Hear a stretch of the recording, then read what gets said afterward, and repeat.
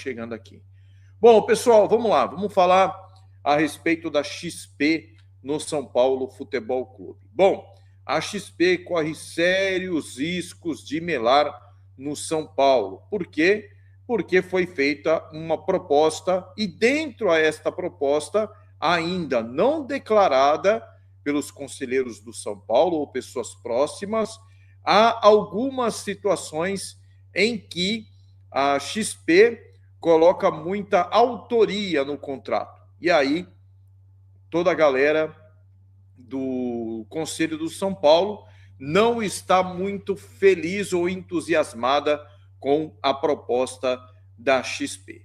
A grande verdade é que a XP, que topou colocar 1 bilhão e 700 milhões de reais no São Paulo, ela quer autonomia para gerenciar o dinheiro que colocará no clube. Nada mais justo. Afinal de contas, 700 milhões seriam para pagar dívidas do clube, 300 milhões para fazer contratações e 700 milhões para a reforma no estádio do Morumbi. Então, assim, pelo menos a notícia boa de que seria 300 milhões para contratações, olha, eu acho que é um baita dinheiro para a gente contratar.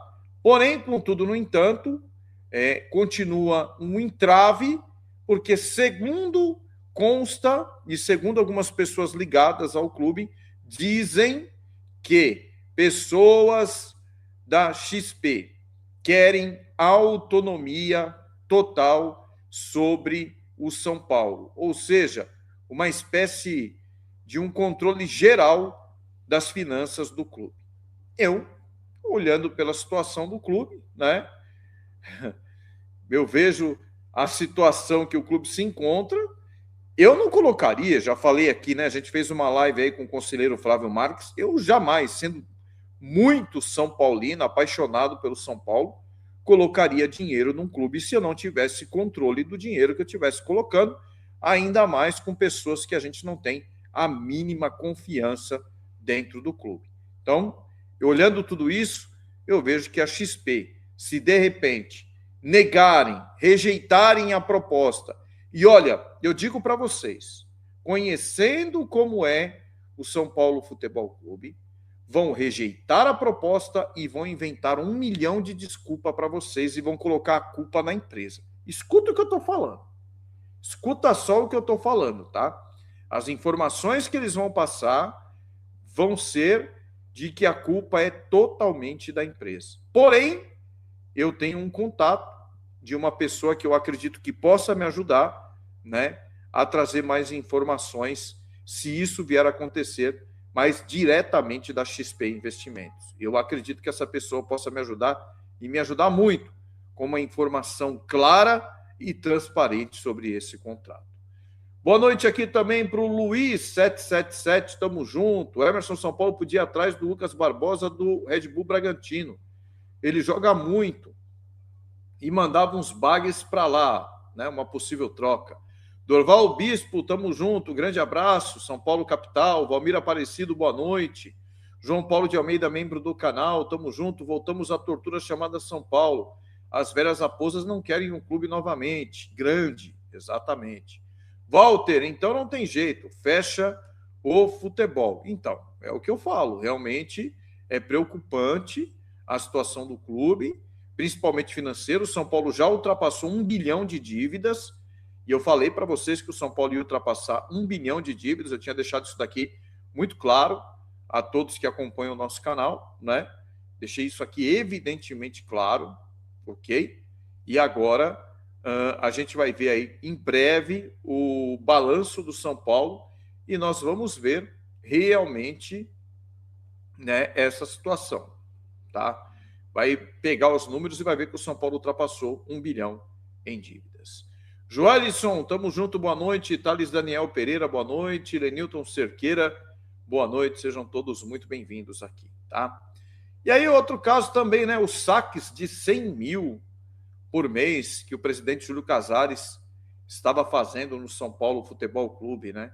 E sem dúvida nenhuma tem muito mais gente envolvido nessa situação.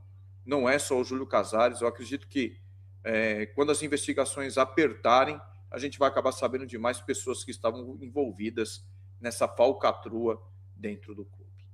Um abraço para o Ednir Ferreira, tamo junto. Mas de acordo com o que estão falando, os juros durante 30 anos vai ser de 1,5 bilhão. Aí não compensa pegar 1,5 bilhão e pagar 3 bi, ainda com garantias como Morumbi, sem pagar o name rights. Não, eu em partes vou concordar com você, tá, Ednir? Agora, até agora, o São Paulo não recebeu nenhuma proposta desse porte de dinheiro para poder salvar o clube. Eu digo para você que os juros que o São Paulo paga, eles fizeram uma proposta, para pensar, Ednir, e todos que estão aqui nos assistindo, para pensar. O São Paulo paga 7% de juros. 7% de juros ao mês aos bancos. 7%. Ao mês não, ao ano. 7%. Eles estão querendo quitar a dívida do São Paulo e oferecer uma proposta de 1,1. E o São Paulo paga 7. Só de juros do banco, por ano, o São Paulo paga 145 milhões. Por ano. Então, você está falando em 30 anos, 145 milhões por ano de juros. Vamos lá. É que ninguém para fazer conta. Porque o São Paulo é especialista em enrolar o torcedor. Vamos pegar aqui 145 milhões por ano? Vamos fazer uma conta boba aqui.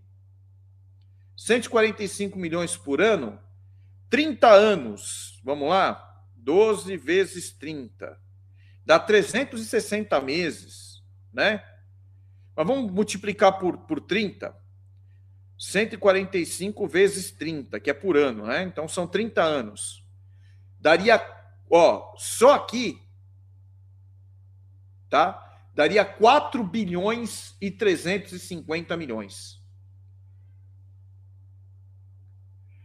4 bilhões. Eu estou falando só do que São Paulo paga de juros por ano.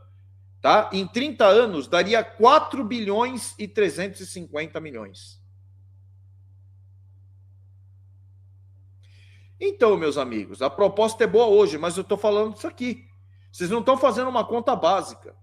O São Paulo paga 145 milhões por ano de juros.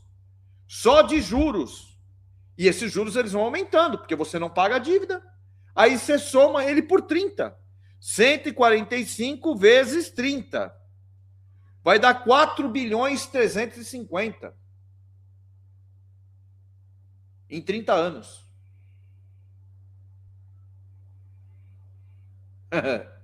Só de juros.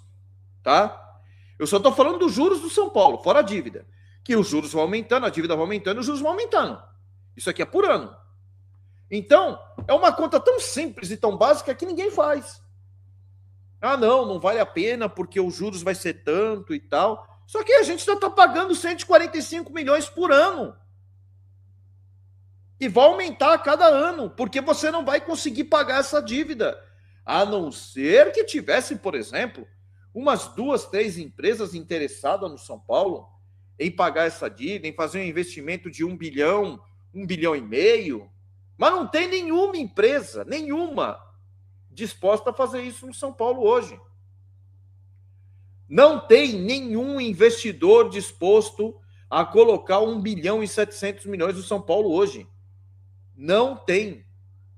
Não tem. O São Paulo não tem nem o name rights fechado. A BID saltou fora de novo. Sabia disso? A BID saltou fora de novo. O São Paulo não tem nem o name rights fechado. Até agora. Não tem. Então, assim, eu estou fazendo uma matemática aqui simples, uma matemática base.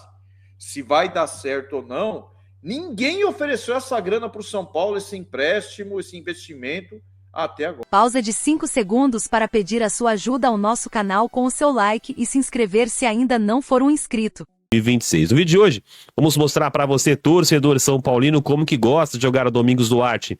Através do seu mapa de movimentação, a sua posição detalhada. Vamos trazer também um radar de desempenho do zagueiro português. E para começar o nosso vídeo, ilustrando para você, torcedor do São Paulo, na tela, os números de Domingos Duarte pelo Getafe na temporada 25-26, total de 36 jogos, 34 como titular, 1 gol e 1 assistência, 55% de acerto na bola longa, 63% de acerto nos duelos ganhos pelo alto, uma média de 4,18 por jogo, 61% de duelos pelo chão, a média de 3,23 também por partida, 79% de eficácia nos passes, além de 133 interceptações e 114 cortes. Olhando agora para o mapa de movimentação, o mapa de calor de Domingos Duarte, ele que tem 1,91 m e tem o pé direito como seu pé dominante. Dentro da estrutura da equipe do Getafe, o Domingos Duarte jogava ali como um líbero, como um terceiro homem na defesa. Então a gente olhando para esse mapa de calor do atleta português,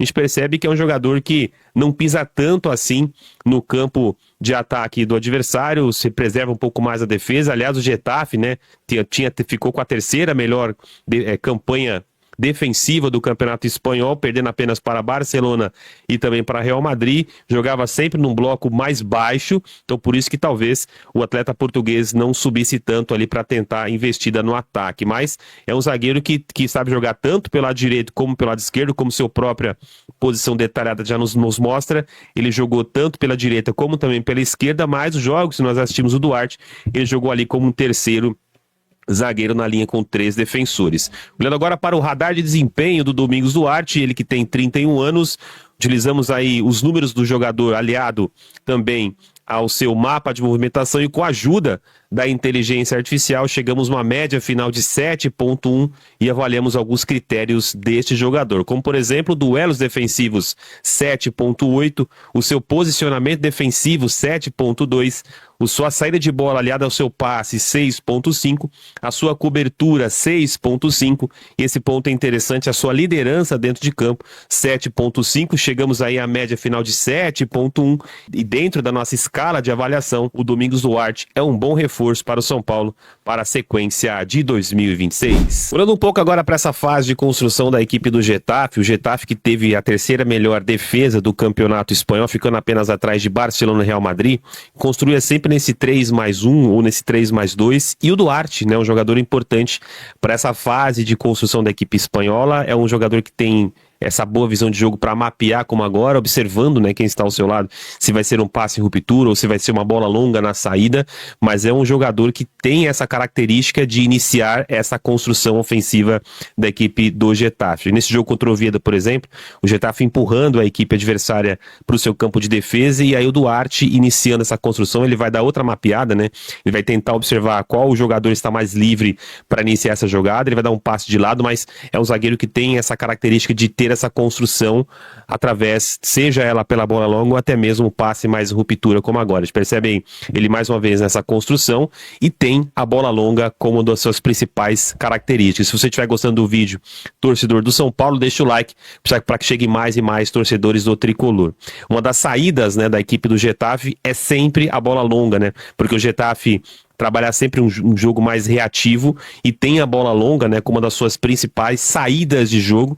Então o Duarte é um jogador que tem até bons números nesse sentido, então sempre busca essa construção pelos lados do campo, trabalhando no jogo mais direto, e a bola longa seria uma boa saída da equipe espanhola, até para sair um pouco dessa pressão, para aliviar a pressão do adversário, quando o adversário solta a sua pressão. Então um zagueiro que tem essa característica de sair muito bem pro jogo, ele não avança tanto com a bola, não é um zagueiro de condução de bola, é um zagueiro que prefere o passe mais curto, prefere o passe, muitas das vezes, como a gente viu, na bola longa, para tentativa de saída de jogo da equipe do Getafe, mas é um zagueiro que tem essa qualidade, joga sempre de cabeça erguida, erra pouquíssimos passes. Nos jogos que nós assistimos do Getafe, até para fazer esse vídeo para você, torcedor São Paulino, é um zagueiro que tem uma qualidade na saída de jogo, seja ela pelo lado, mas principalmente pela boa saída na bola longa, que é uma das suas principais características, dentro do perfil que adota o São Paulo, né? São Paulo que precisa de ter um zagueiro.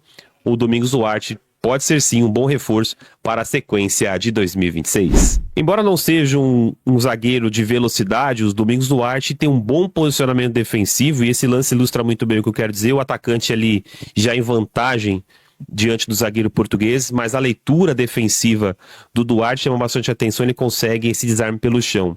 Ele sai muito das vezes também na perseguição ao seu marcador, como agora, ele sai da linha defensiva e vai ali ao meio campo para tentar o desarme diante do atacante ali que está de costas. Então, é um zagueiro que tem essa característica de não ser tão rápido, mas ele tem uma boa leitura defensiva para cobrir o setor defensivo da equipe do Getafe, como por exemplo esse lance, ele vai sair desvantagem do atacante, mas ele consegue ali o desarme. Olhando um pouco para a bola aérea, que aí bola aérea talvez uma das grandes características defensivas desse zagueiro, tem bons números inclusive nesse quesito, sabe se antecipar muito bem, tem uma boa leitura defensiva nessa linha defensiva da equipe do Getafe, como a gente percebe, defende sempre no 5-3-2, no bloco mais baixo, e aí sempre tem na sobra o Domingos Duarte para interceptar as jogadas aéreas da equipe do adversário, sabe se posicionar muito bem, tem uma boa leitura defensiva e consequentemente acaba interceptando grandes jogadas aéreas. Mais uma vez, sai da linha defensiva, desgarra da linha do terceiro homem e ali vai ali praticamente ao meio campo para interceptar essa bola. Olhando um pouco também para os gols, né, do Duarte, e sai exatamente na bola aérea, no jogo aéreo, que é a grande força ofensiva desse zagueiro português. Não é um zagueiro que faz tantos gols, separei 2 gols dele para mostrar para você, torcedor de São Paulo, que a bola aérea ofensiva também é uma grande característica, uma boa saída para esse zagueiro português, bom zagueiro português dentro dessa defesa do Getafe, repito aqui, foi a terceira melhor defesa do Campeonato Espanhol, ficando atrás apenas de Barcelona e de Real Madrid. Ou seja, é um zagueiro que chega provavelmente para ser titular dessa defesa do São Paulo, tem bastante desfalques, perdeu bons nomes, inclusive, nessa defesa, e aí tem aí, na tentativa, né, do Domingos Duarte, de ser um zagueiro aí ao lado do Alan Franco, quem sabe, ou até mesmo do Sabino, ser uma boa dupla defensiva, ou quem sabe um trio defensivo da equipe do São Paulo, do técnico Dorival Júnior, que aos poucos vai mexendo no mercado. São Paulo, que já acertou a contratação do Vitor Sá, inclusive tem vídeo do Vitor Sá aqui no nosso canal agora,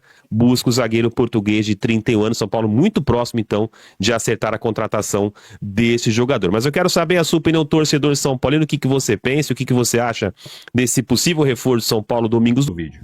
Meu amigo, a Copa nem terminou, mas os torcedores da maioria dos clubes de elite desse país já estão de cabeça quente. Não é por causa da pseuda seleção brasileira, que eu prefiro chamar de seleção da CBF, até porque a página já virou há muito tempo. E falar a verdade, ninguém botou tanta expectativa nessa manada, nesse catado que trajou o uniforme da seleção. E o motivo dessa irritação coletiva são seus próprios clubes do coração que ainda não estão jogando oficialmente, mas resolveram aproveitar essa pausa para fazer jogos amistosos. E pasmem, o São Paulo é um dos únicos clubes da elite do futebol brasileiro que não tem decepcionado tanto a sua torcida nos jogos amistosos.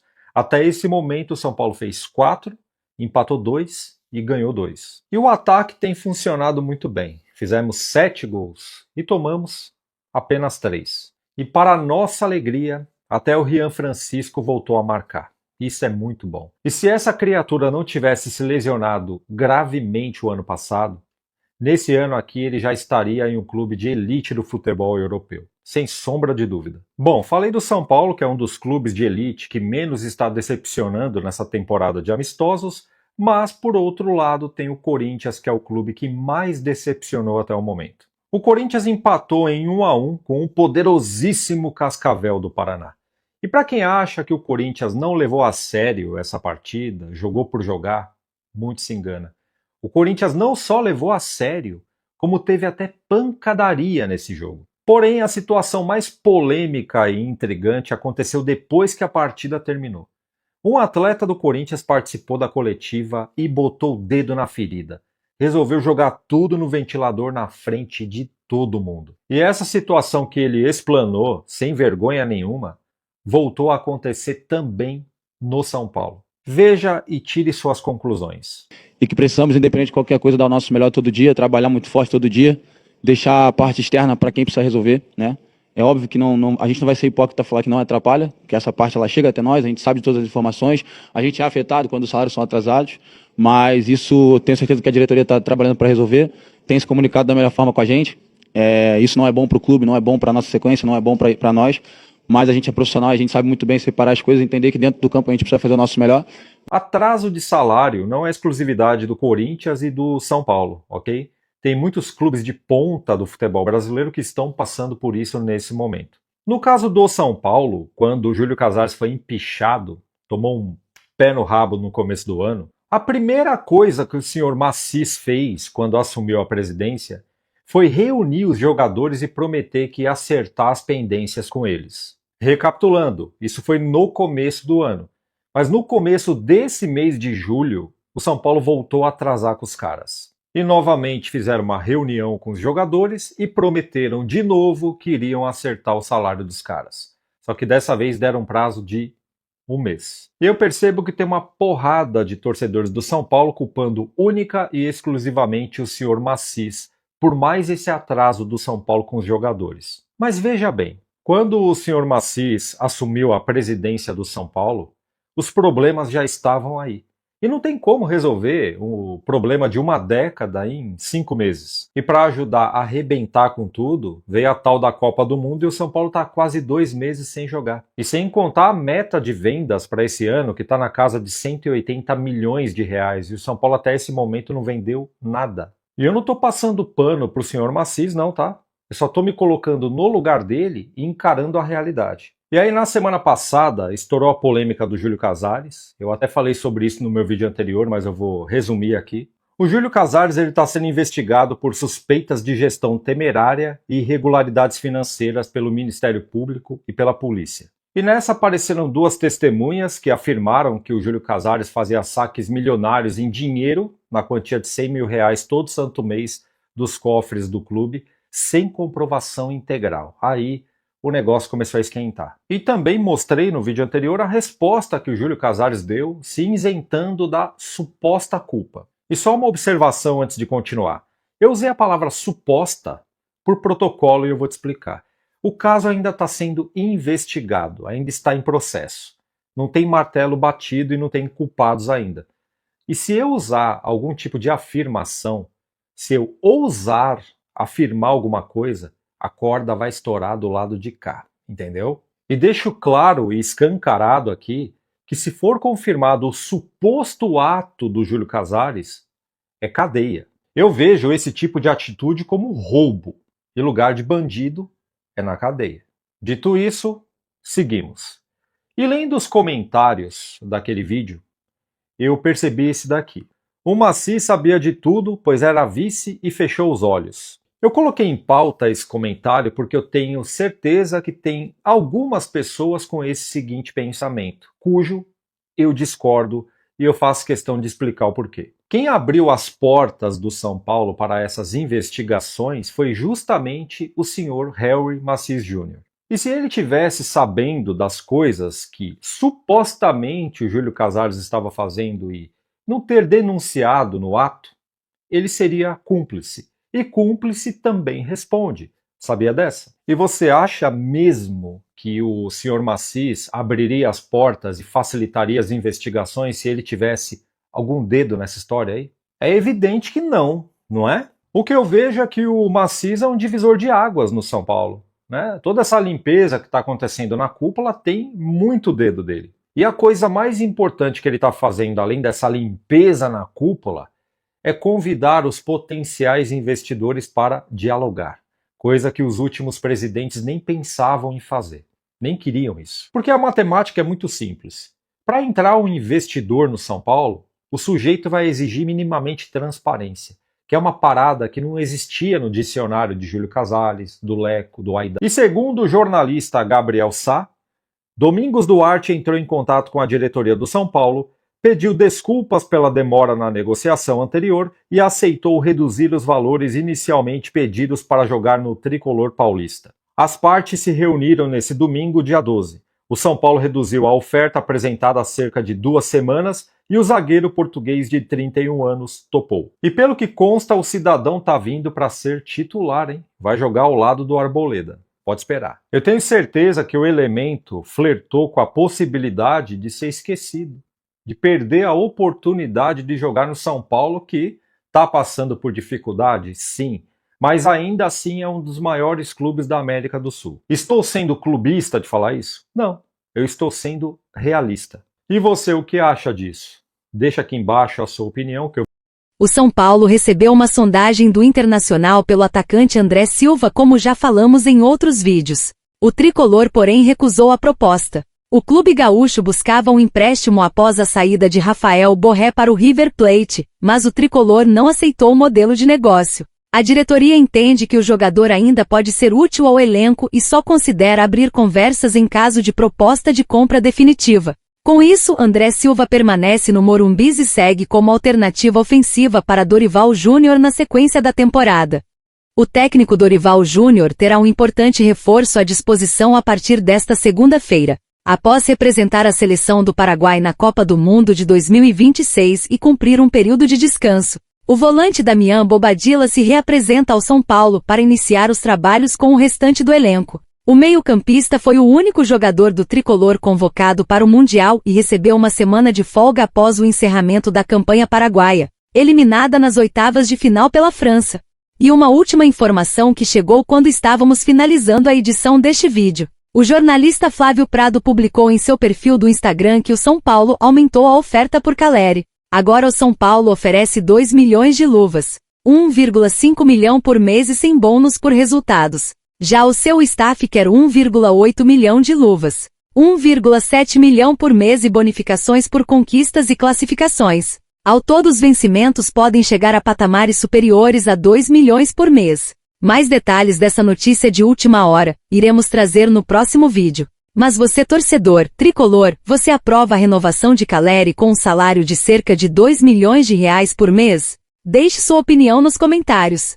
Torcedores do São Paulo foram às redes sociais na última semana, pedir a contratação do goleiro paraguaio que foi destaque na Copa do Mundo. Porém, a situação do arqueiro no mercado da bola agora é outra e possivelmente seu futuro será distante da América do Sul. Isso porque o camisa 1 do San Lorenzo se valorizou no torneio e vem despertando o interesse de um gigante do futebol europeu, o Manchester United. De acordo com informações da agência RTI Sport, as conversas entre o time inglês estão em andamento. A pedida pela equipe de Almagro é de 10 milhões de euros, 58,5 milhões de reais na cotação atual. Além do Manchester United, Lazio e Torino também observam Orlando Gil.